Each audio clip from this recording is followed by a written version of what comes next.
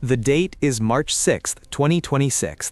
While the eyes of the world are glued to the smoke rising over the ruins of Tehran, a more clandestine and perhaps more decisive war is unfolding in the rugged shadows of the Zagros Mountains. For 5 days, Operation Epic Fury has been an air campaign, a spectacle of fire and steel from the sky. But as of 72 hours ago, the boots have finally touched the ground. Thousands of elite Kurdish fighters, backed by Western intelligence, have officially breached the border from Iraq into Western Iran. This is not a local skirmish. It is a coordinated multinational strategy to pull the Iranian military away from the capital and force a total systemic collapse from the periphery. The silence in the mainstream media about this specific front is not accidental. It is the sound of a secret ground war that has been years in the making, finally being unleashed in the wake of the death of Sayyid Ali Hosseini Khamenei. Today, on Power Politics, we revealed the maps, the players, and the terrifying stakes of the Kurdish front. The entry of Kurdish forces into the 2026 conflict is the fulfillment of a long-standing, high-stakes contingency plan buried deep within the Pentagon's files.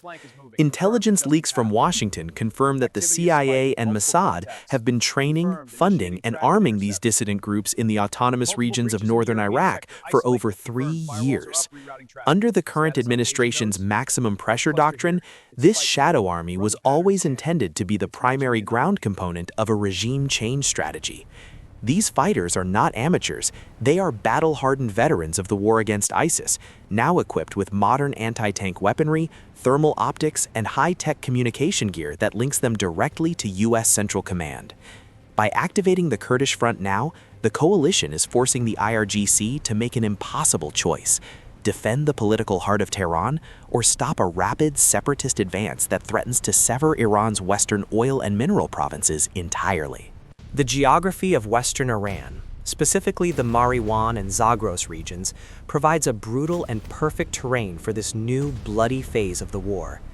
Kurdish units have moved into strategic high-altitude positions, using the deep valleys and jagged peaks to conduct hit-and-run operations against vulnerable IRGC supply lines.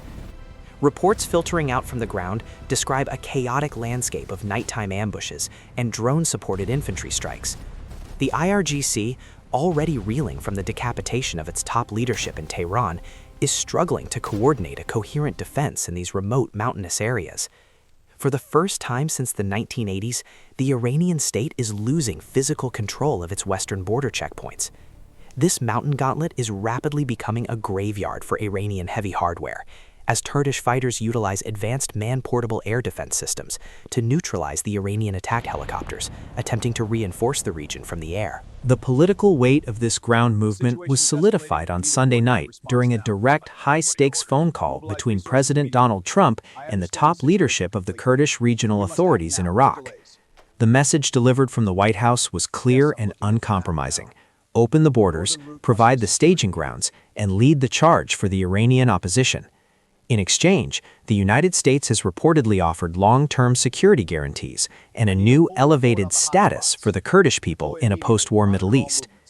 This is a high-risk diplomatic gamble of the highest order. By encouraging a Kurdish ground invasion, the United States is not just attacking the Iranian regime, it is potentially redrawing the map of the entire region.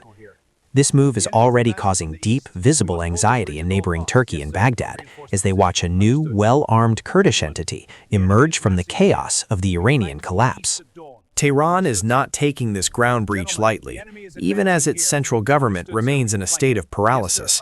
Despite the chaos in the capital, the remaining IRGC leadership has launched a fierce and desperate counteroffensive titled Operation Ghazab al-Haq, or Operation Wrath of Truth. They have authorized massive, indiscriminate ballistic missile and drone strikes against Kurdish supply bases inside Iraq, specifically targeting the outskirts of Erbil and Sulaymaniyah. Iranian state media has released terrifying footage of nighttime explosions lighting up the Kurdish horizon, claiming to have neutralized thousands of separatist terrorists. This retaliatory strike proves that while the head of the snake may have been removed, the IRGC's Mosaic defense system allows local commanders to strike back with extreme prejudice, even as their central command structure remains fragmented and under constant bombardment. The Kurdish invasion has created a lethal political trap for the newly appointed supreme leader, Mojtaba Khamenei. If he fails to stop the Kurdish advance, he looks weak and incapable to the hardline generals who elevated him to power. However, if he pulls too many elite troops from the defensive Tehran to fight a guerrilla war in the mountains, he leaves the capital streets vulnerable to a popular uprising or a US-backed coup. This is the power vacuum in action. Mojtaba is now forced to govern through the barrel of a gun, relying on the IRGC's Habib battalion, his personal security force, to maintain order in the cities, while the country's borders are literally dissolving in the west. The Kurdish front is more than a military threat. It is an existential test of Mojtaba's legitimacy as a wartime leader in a nation that is rapidly losing faith in its leaders.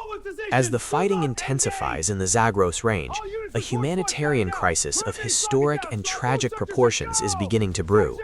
Thousands of Iranian Kurds and villagers are fleeing the combat zones, heading deeper into the Iranian interior or trying to make the perilous trek across the border into Iraq.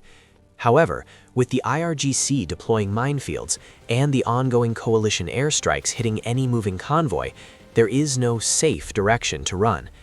Electricity and water have been cut off across western Iran as key infrastructure and substations are targeted by both sides.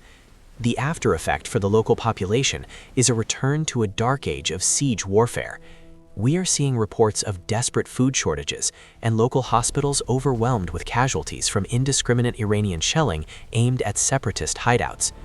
The cost of this ground war is being paid in the blood of the very people caught between a dying regime and a volatile liberation.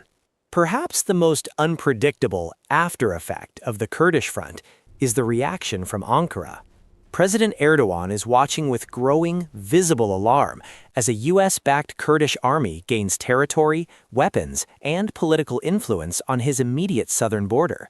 Historically, Turkey has viewed any Kurdish military success, regardless of the target, as an existential threat to its own territorial integrity.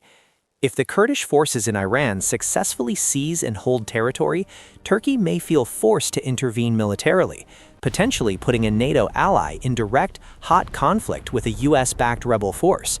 This is the hidden layer of the 2026 war, a conflict within a conflict that could fracture the Western alliance even as it successfully dismantles the Iranian regime.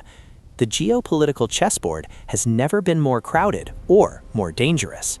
While the United States provides the overwhelming air power, evidence suggests that Israel's Mossad is providing the eyes and ears for the Kurdish advance on the ground. Strategic analysts believe that Israeli special forces and intelligence officers are currently embedded with Kurdish units in western Iran, helping to guide precision airstrikes and coordinate between the various rebel groups. For Israel, the Kurdish front is a buffer zone strategy aimed at long-term survival. By creating a pro-Western autonomous region in western Iran, Israel permanently removes a major launch pad for Iranian missiles and weakens the axis of resistance from the inside out. This is the ultimate lion's roar, using the internal ethnic fractures of the Iranian state to ensure that the Islamic Republic can never again consolidate enough power to threaten the Israeli heartland. As we reach the fifth day of this global catastrophe, the Kurdish front stands as the most dangerous and transformative element of the entire war. It represents the final shift from a decapitation strike to a dismantlement strategy. The Islamic Republic, as we knew it under the long reign of Sayyid Ali Hosseini Khamenei, is gone. In its place is a fractured landscape of warring factions, mountain guerrillas, and a son of the leader struggling to hold together the pieces of a dying empire. The question is no longer whether the regime survives, but whether the unified nation of Iran survives, or if it will be carved into ethnic pieces by the very forces unleashed in the name of global security. Stay with Power Politics as we track the big wave and the unfolding ground war in the Zagros. Subscribe and tell us in the comments, is a Kurdish state in western Iran the price of peace or the start of a new century of war?